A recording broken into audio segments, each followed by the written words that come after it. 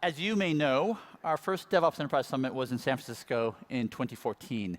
It was intended to be a conference not for the unicorns, you know, the Facebook, Amazon, Netflix, Googles, and Microsofts. It was meant to be a conference for horses by horses, no unicorns allowed. And this was despite the fact that so many of our friends were at the unicorns. There were many surprises, but without a doubt, the biggest surprise to me was which session was the most talked about. And it was the session from Mark Schwartz, who was then the CIO of the US Citizenship and Immigration Services. And I think it's because we all thought we knew what world-class bureaucracies looked like, but then Mark showed us how little we knew. And he described the sometimes bewildering processes that are necessitated by being a part of a massive federal agency responsible for such an important mission. I'm so honored that we have a team from USCIS presenting this year, describing the amazing work they're doing, showing that the mission that Mark Schwartz helped start way back then still lives on. David Blair is USCIS Delivery Chief of OIT. James Lloyd is Branch Chief of the Innovation Branch. Melinda is part of the Agile Training Organization. And on a personal note, I'm so grateful for the important work that these people do. My parents were immigrants from South Korea. My wife and boss, Marguerite, her parents were refugees from Vietnam. And neither of us would be here without the work of this incredible agency and their dedicated public servants. So please welcome the team from USCIS.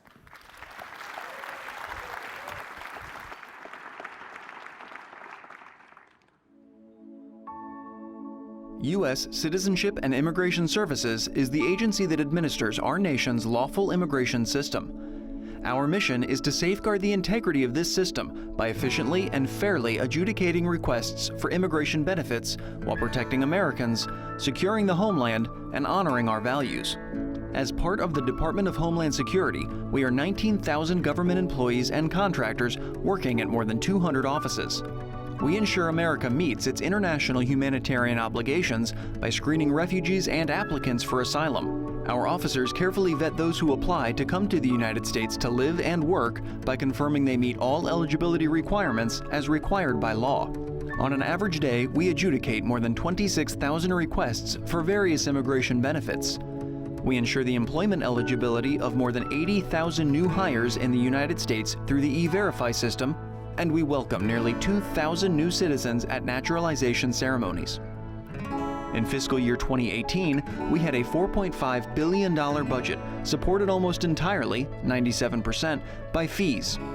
In that year alone, we naturalized 757,000 new American citizens, accepted more than 600,000 new lawful permanent residents, and processed 2.1 million applications from aliens seeking to work legally in the United States.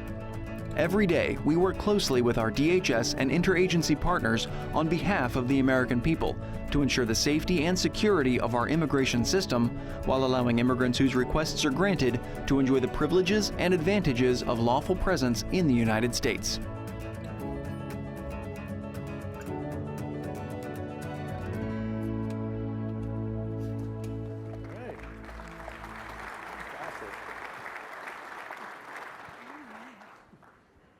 Welcome to the push and pull of partnership. This is intended to be an honest conversation between IT and the business. We're here from Citizenship and Immigration Services.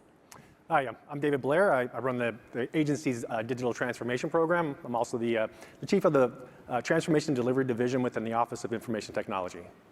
And I'm Jim Lloyd. I'm the branch chief of the Innovation Branch within the Field Operations Directorate. So I'm one of David's customers on the business side. And I'm Melinda Solomon, and I run the Agile Training Program at Citizenship and Immigration as a contractor. And I'm really today just a USCIS storyteller. So as you saw from the video, we run the largest immigration service in the world. And so that requires a lot of work, and sometimes we have some pretty big challenges. One of the biggest challenges that we have is paper. We have a lot of paper. Rooms in buildings across the country full of paper. And it comes in the form of forms that people fill out to request benefits, and then a whole bunch of supporting documentation to justify their request for that benefit. Yeah, I mean, you think about all the files that we receive on a daily basis. I mean, if you take each one of those, stack them on top of each other, they would reach twice the height of the Statue of Liberty. I mean, it's pretty crazy. When you look at this, I mean, we're in the 21st century. We witness these technical marvels every single day, and we're still dealing with rooms like this. I mean, I always tell folks, I say, you may not find the file that you're looking for, but you'll find the why we need to modernize, and that's for sure. Yeah, and on the business side of things, it's important for us to communicate to folks outside our agency that we do view these files as the lives of people. And many times more than just a person, an entire family may be waiting on that one mother or father to get status, to get the job, to get health benefits or whatever. So paper has been an inefficient way of doing business for a long time. Files get lost, paper falls out of files. USCIS, as the record keeper, we don't always have the file. Sometimes other agencies are fighting for the file. So it's a paper problem that we're trying to solve in an effort to meet our mission and serve the people we serve better. That's right. Yeah. So when it came time for USCIS to start leveraging IT to solve some of these problems, this paper issue was really the logical place for us to embark on a digital modernization. Yeah, that's right. I mean, so again, traditionally a heavily paper-based organization. We've had individual field offices and service centers as they try to modernize. They try to kind of streamline where possible. But again, their tools are really go out and purchase the technology or kind of tweak local SOPs and policies. But that kind of thing really it causes some additional problems. So you have different offices operating different ways. Really, it causes problems in terms of sharing information with our DHS partners. Simple things like verifying the identity of an applicant. It's problems that we shouldn't have in this agency, and that's really the genesis of the transformation program. I mean, this program was meant to take the agency, go beyond these paper-based processes to a fully integrated electronic operating environment. And the platform that we were building was the Electronic Immigration System, or ELIS, essentially. And who are our stakeholders anyway? I mean, we've got each of the operational directorates, they're all responsible for different lines of business. They've got folks like immigration officers and records clerk and background checks clerks. And again, each of these are folks that have their very complex jobs, have to pay attention to policy changes, and building like one system to kind of satisfy every single office and every directorate within USCIS was definitely more challenging than originally anticipated. Right, and our external interests are large and loud as well. I think a lot of folks think of citizenship and immigration in terms of the immigrant population that come to us. But there's usually a U.S. citizen or a U.S. resident filing for that person. We serve them as well. There are United States corporations bringing people in, skilled labor, the U.S. farmer bringing people in. We serve the U.S. military. We have a lot of U.S. citizens applying for international adoptions. All of these people are usually well represented with attorneys, community-based organizations. They'll go to their local congressional point of contact as well. So we have a lot of folks involved and a lot of voices involved in what we do. And because we're a part of the federal government, we have a lot of oversight entities that we're beholden to as well. DHS Acquisition and Investment wants to make sure that we're using our money wisely. And the Government Accountability Office and Inspector General wants to make sure that we're making ethical choices with the money that we have. And then, of course, I mean, it's citizenship and immigration. And so congressional committees are always interested in what we're doing. Yeah. So getting all of these stakeholders on the same page is pretty challenging. And really the initial goal was really just to get the business and IT on the same page. And we hadn't really done it this way before, and it ended up a little bit like an arranged marriage. Everyone had really good intentions, but everyone had a lot of assumptions about what the other really wanted. Yeah, I'd say that when we started, we were very much like your typical kind of government organization. We operated in very strict hierarchies. We had teams that were operating in silos, little collaboration, and operating in this manner causes us to lose time. I mean, we had these self-imposed kind of handoffs where we'd have one group that was responsible for kind of they were responsible, only them could engage with the users to elaborate requirements. And then once they were done and had all the requirements that they could possibly think of, they would kick it over the fence to a dev team. And then the dev team, okay, when they were done coding, kick it over to yet another independent test and evaluation team, and kind of so on and so forth. And so again, operating in this manner caused us to have to de-scope quite a bit and become very, very focused on the schedule and not focused on what was most important, which was really delivering business value and making sure that our business operations was functioning well. Yeah, and from the business perspective, we felt back then everything was schedule driven. The business requirements were secondary. We knew that the IT folks obviously have a schedule, they have deadlines, things like that, but the requirements just seemed to come secondary to the schedule. And something that, I don't know if it's unique to government, maybe you can relate to this, but we didn't hold the purse. You've heard the phrase, the power of the purse. We didn't go to IT and say, hey, build something and we'll pay you for it. They were building something for us. They were paying themselves for us for what they were building. And so it just kind of added to our feeling of a lack of control, lack of power, that we didn't hold the money. We were just getting whatever the kitchen was cooking. That's funny. Your kitchen. But, we thought that, with David representing the IT community and Jim representing the business, that surely we were on the road to success. We had spent a lot of time planning and strategizing, and we were ready to celebrate when we launched our initial version of the system. But it didn't really end up that way exactly. That's right, yeah.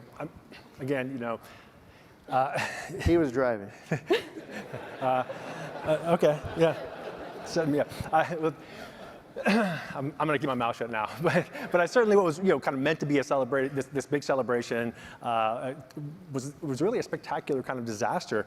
I mean, of course, everyone was committed, right? Everyone was working hard, long hours, focused on the mission, right? But again, commitment wasn't enough. And when we become so focused on the schedule and not focused on what's doing the right thing, we become the problem rather than the folks fixing it or giving you guys solutions.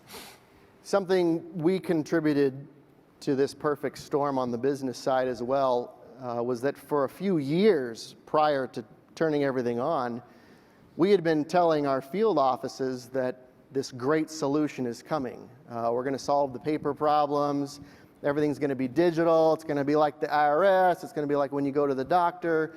And when we turned everything on, we did it with our most publicly visible product line, which is naturalization, and it just didn't work. Certificates didn't print. People weren't showing up for appointments because there were scheduling issues. And so we had people maybe flying from one island to Honolulu for an interview, or someone driving over rocky, snow-filled mountains to get to Anchorage, taking time off work, renting a hotel, family with them, all the excitement building to the family member coming out of the office with their naturalization certificate, and they came out empty-handed because the system didn't work. And so not only did we fail the people it's our mission to serve, another problem we had is we failed our internal users, and they were trusting in us to give them something great, and now trust is very low, and our system, Ellis, really became a four-letter word in some of our offices. Fortunately, yeah. So here in our story at this point, we're $800 million into this project, and the program is in breach. So it makes sense, perhaps, to take a strategic pause. And I think our business and IT stakeholders need to go to maybe the DevOps version of marriage counseling. Yeah, I mean, the breach was a blessing in disguise, and of course, you know, we're government and have these, you know, traditional hierarchies that exist, you know, everywhere. For example, in management directorate, this is where our CXOs reside, and at that time, the program was kind of housed within the program offices, and of course, Jim, your folks in FOD, and others in the business, so we call the business, you know, they had their own kind of hierarchies, and so the breach allowed us to really take a step back, kind of reorganize into these business-oriented portfolios. The portfolios were meant to align with each of the operational directorates, making sure that we were always kind of serving their needs, that we were working in conjunction with their priorities. And then we assigned these portfolio managers, folks that, you know, previously really didn't feel like they had the kind of authority to make decisions. Here, you know, they had not only did they have the authority, but we put them together again with folks in the business to make sure that we are properly aligned, and we're getting back to, you know, delivering, you know, business value, and maybe just starting to earn some of that trust that we lost.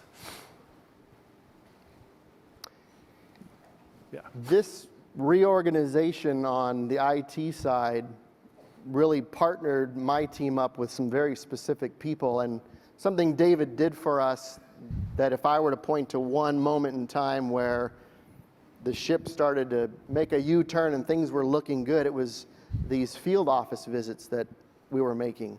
It wasn't that managers were going out to the field because it was winter and folks wanted to go to LA and San Diego. It was the guys in DC who write the code. David was sending those guys out to the field so that they could see their product in use. They sat in the office with real applicants and real officers and watched real interviews in the live environment. And so not only were those guys getting to see their hard work in use, but my field officers and clerks were able to talk to them and give suggestions to them and say, hey, this would be better if it did this. And the guy would say, well, I wrote the code for that. And he'd make a fix. They'd literally go to lunch while the new code was released into the production environment, come back, hit refresh, and it worked. Their voice was now feeling heard in a very, very real way, from the mailroom clerk all the way to the top. Yeah, I mean, I think that, again, another fundamental shift, right? Our folks that, again, in the past had been, you know, working in these kind of silos and these artificial handoffs, we needed to know that there are real ramifications for delivering products and services that aren't high quality, that aren't meeting, you know, the needs of our users. And so, yeah, as you mentioned, you know, we sent folks out to the field. I mean, we went to LA to witness a 4,000-person naturalization ceremony in the Staples Center, and we saw when folks were, you know, pulled out of this ceremony. You know, they're thinking this is one of the greatest days of their lives. They took time off of work. They brought their family members with them. But because of the problems that existed in the system, you know, there's no choice but to pull these folks out and say, I'm sorry, we're going to have to reschedule you. And so again, and our folks, you know, they took that to heart, and they, instead of kind of running back to DC, you know, heads hanging low, they actually came back inspired, and they shared those stories with their team members and folks not only within their own team, but across all teams, and the result was a kind of a cultural change across the organization. We saw folks really being working at a much higher productivity, and again, there was this motivation that had once been kind of, I would say like a fire when you put a fire out, and in the past we were operating on this kind of a very cancerous operating model, where so turning that around and getting folks inspired to do the right thing was definitely a game changer. From the business's perspective, and this isn't something that was written down in any formal plan, this is just a business guy talking to a bunch of IT folks who know far more than I do about IT. The secret sauce for me was in these field visits after office hours, when my team and David's team, or David and I, would have dinner together, talk in the lobby of the hotel. We talked about work, but we also talked about our spouses, our kids, our grandkids. There was something that humanized those guys on the other side of the table when those personal conversations were taking place. And it very quickly ceased to be an us and them sort of situation and became a we. And we really felt like one team. I'm not saying David buys me a Christmas present or anything. I mean, I've been waiting for one. He doesn't even hit like on my Facebook posts. But we talk daily. His team, my team, we talk daily. And because everything is changing on the fly constantly, I really feel like if there's not that daily, constant conversation, some of his team, you're here, you know, there's something wrong if that communication's not there. Now, that level of communication and positive relationship and significant trust between IT and the business was not something that we could achieve without really investing in aligning our IT practices to be able to leverage tools and pipelines in a modern way. Yeah, I think by 2014 or 15, we'd already migrated to the cloud. But I think that again, now that Jim and I are Facebook besties, we really needed to kind of elevate our game. We needed to bring in the tools and practices that were going to kind of raise our level of maturity. And so we started to devote the basics, devoting capacity to working down our technical debt, our quality issues. I think about 3 years ago, we were somewhere around 50% code coverage, and of course we had to work to bring this up, well over 85%. But that became a best practice, right? We had to improve our pipelines. We had to make sure that we were, bringing testing, automating testing wherever possible. Bringing performance testing and security testing into the pipeline. But I think that, again, one of the fundamental changes, we needed to get new products, new services out to Jim and his folks on a daily basis. And so we needed to do so in a way that was going to minimize any impact to operations. So we, again, worked to incorporate these zero downtime deployments, or ZDD. Yeah. If you look at that second bullet on the business side, you're probably thinking, is this guy going to stop talking about communication? In every marriage, there's always one person that wants to talk, right? All the time. So that's me. Some of you probably flew, most of you probably flew here. Some of you might have even flown first class because you're from those cool companies. Something that you probably haven't experienced because you're not a government employee that's the coolest is you get to be part of boarding group 9. That's right. Yep. And you get to sit in the very back by the toilet. That's right. And it's doors. Awesome. But that's kind of where we were in this development process. The business felt like we were in the back of the plane. We knew where we were headed, but we didn't get our Coke and peanuts until everybody else did and let us know when the plane landed. What David did for us, though, is he really kicked open the cockpit door and brought us right to the front. And he didn't have to do that. He didn't have to open his door and show us the instrument panel, but my team now they all have Jira access. We all have access to the Kanban boards, even though we're on the business side. And maybe that's how you do business already, but we're in the backlog grooming meetings. We decide what gets brought to the top and prioritized. So bringing us in and giving us access to everything, it's a risk on his end, but for us, it just makes everything so transparent. It eliminates risk for us. It makes us feel very comfortable. Even when things go wrong, there's no surprises.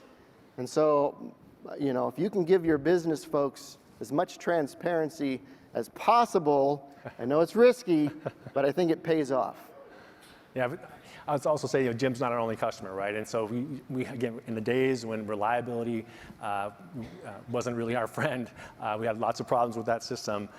we really need to incorporate or take some other drastic measures in order to get product out the door into the hands of the business without kind of bringing the city down, without darkening all the lights. And so, essentially, we started to decouple this monolithic application into microservices. And of course, that gave us the ability to really scale more elegantly. I mean, solve our reliability issues. I can deploy one microservice again. Without disrupting business operations. And I think that once we started to make those architectural and design kind of changes, then we started making tweaks. And I talked about zero downtime deployments, but we added a piece there. We added the ability to toggle on features. And what this meant, what this gave us again, we didn't have to, new development, we didn't have to keep hidden, in a different branch. I mean, the goal was to get this new functionality into the hands of Jim's folks in the field so that we can get feedback and iterate on that feedback. And so what happened was when we started to incorporate these feature toggles, Jim would identify, hey, I have a person over here in Yakima or Phoenix, and we're just going to toggle it on for that one person. And so we could, because we had the tools and again, the maturity to do so. And once he was comfortable, he said, "Okay, let's open it up to the entire field office, or let's continue to move this to open it up to the district or the region." And so again, the zero downtime deployments, the feature toggles, gave the business a voice in not only the timing of this rollout, but the scale in which we would roll things out. Exactly right, and just to emphasize what David already said. I'm not a penguin and I don't like to jump into ice cold water. I'd like to maybe dip my toe in the pool before I jump in. So for him to give the business a say in how things are released, because he's got a huge team and they're releasing new functionality and updates every day, I need to be able to give my field offices a heads up when something new's coming. And if it's something big, I might even need to train folks. To train someone in Yakima or Boise, no big deal, I'll give you a week. But Los Angeles, New York, Miami, Chicago, the big offices, they don't want something new tomorrow. They need time to train. And so the toggles gave the business the opportunity to say when and where new things were turned on. And again, lower risk, higher comfort level for us in this partnership. So now that Jim feels like he's being heard, and IT, David, feels like he can truly be responsive to the needs of the business, we were in a position where we really needed to be able to have a culture where innovative experimentation was safe and something that people strove to do. Yeah, I would say that when we had all the media attention and congressional inquiries and we were in breach, we had a lot of negative attention, and it felt like a very punitive kind of culture. So you're right. I mean, creating that culture where folks could experiment and they could fail, and they were safe to do so, really resulted in some fantastic wins, and things like what we call streamlined process. And we have a group of individuals, all they want to do is renew a green card. I mean, it's something that we know who these folks are. We've given them their green cards before. This is a low risk population. And what we did is we just used automation to kind of take over the kind of tedious and menial tasks that we had once had a lot of people spending a lot of time doing, and that freed up the kind of the smarter officers who have the experience to do the complicated, adjudicated decisions. And the result was fantastic. I mean, we saw, we had a backlog of like 500,000 of these green cards filings that were kind of piling up in the virtual shelf, so to speak. And we were able to reduce those down in just maybe a few months to around 70,000. And I think from a customer's perspective, they had originally been waiting well over 10 months just to get this, again, a green card renewal. But through automation, we were able to reduce that processing time to around 30 days. And most folks were getting their cards, or I wouldn't say most, but a lot of folks were getting their cards within 2 days. So fantastic results. And from the business side, things were never forced or crammed down our throats. Like the second bullet says, we were given control over the experiments. So even just a couple weeks ago, we're rolling out a new product line now. we went to Baltimore and we did just 2 interviews, 2 cases, people seeking permanent residency. There were some problems, nothing the applicant would have known about because our guys, David's team, fixed everything right on the spot. A couple days later, we did 2 more cases in Seattle. All of the Baltimore problems were already identified and fixed. We got to Seattle, a couple more problems were discovered, but those were fixed before we got to Chicago a couple days later. So when my boss asks me, how are things going, how's everything going, I can say, well, we found some issues, but they were fixed. Well, is there a problem? Are we going to hear about this from the media? No, the risk is almost nil when we're testing at such a low volume. That's right. And as you can see, David Blair, if you read his resume, was a Navy SEAL, but he's so soft at heart. He greets me every morning with love and affection. And, we know who's on the left and who's on the right. Come on. I really value that. And I will say, the one point I'm trying to make from the business side today is that we're getting things done in a government environment, and it's happening, in my opinion, because there are strong business relationships here. It's not really about titles with us.